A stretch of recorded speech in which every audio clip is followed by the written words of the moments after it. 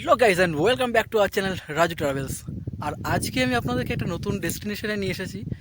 সেটা কোথায় নিয়ে এসেছি সেটা এই মুহূর্তে আমি বলছি না, তো গেলেই দেখতে পাবেন কোথায় নিয়ে যাচ্ছি। তো চলুন আমার সাথে।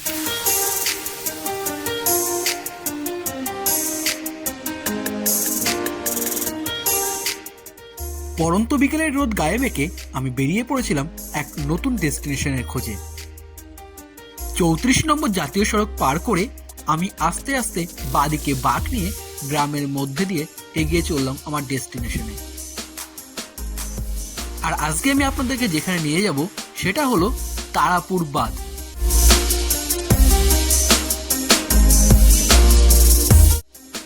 অবশেষে আমি তারাপুর বাঁধে এসে পৌঁছলাম। এবার আমি আপনাদেরকে বলি তারাপুর বাঁধ আপনারা কেন আসবেন এবং আমি এর কিছু বিশেষত্ব আপনাদের সামনে তুলে ধরছি।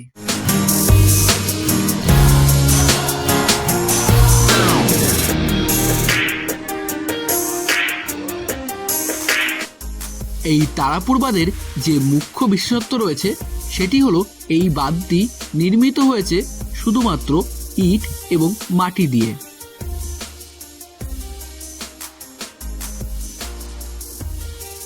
শহর থেকে অনেকটাই ভেতরে এই তারাপুর বাঁধ হচ্ছে একটি মনোরম শান্তির জায়গা।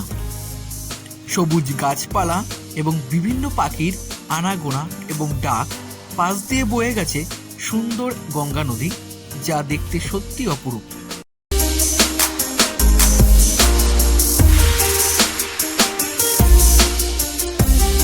এই সবুজ ঘেরা শান্ত পরিবেশে সময় কাটানোর জন্য বিকেলের দিকে প্রচুর মানুষের আনাগোনা হয়। এই তারাপুর বাঁধ আসতে গেলে আপনাদেরকে আসতে হবে 34 নম্বর জাতীয় সড়ক ধরে হবিবপুর, আর সেই হবিবপুর থেকে বাঁদিকে টার্ন নিয়ে আপনাকে আসতে হবে তারাপুর। তারাপুর বাজারে এসে আপনি ডান হাতে রাস্তা চলে গেছে এই বাঁধটির।